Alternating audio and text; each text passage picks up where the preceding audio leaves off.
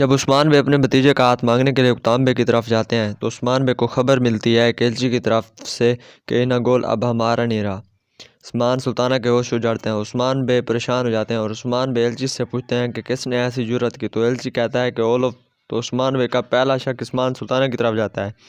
عثمان سلطانہ کہتی ہیں کہ منگولوں نے ہمیں کمزور کر دیا، تو عثمان بے اپنی تلوار کی طرف ہاتھ بڑھاتے ہیں۔ عثمان سلطانہ کہتی ہیں اگر ضرورت پڑی تو میں قسطنطنیہ کی دیواروں کے نیچے اپنی آخری جنگ لڑوں گی، لیکن میں کہہ رہا ہوں کہ ترکوں کی زمینوں پر قبضہ نہیں کرنے دوں گی۔ لیکن عثمان بے پھر بھی نہیں مانتے، تو عثمان بے کہتے ہیں اگر اس میں آپ ملوث ہیں تو آپ چھپ جائیں، جو بھی اس میں ملوث ہوا میں اس کا سر کاٹ دوں گا۔ عثمان سلطانہ کہتی ہیں کہ آپ کیا کہہ رہے ہیں، میں نے یہ زمین اپنے خون سے حاصل کی ہے۔ عثمان بے کہتے ہیں پھر میں ان زمینوں کو تمہارے خون سے نہلا دوں گا۔ اور عثمان بے یہ کہتے ہوئے عثمان سلطانہ کی گردن پر تلوار رکھ دیتے ہیں، اور عثمان سلطانہ کو اب یہاں سے کون بچائے گا؟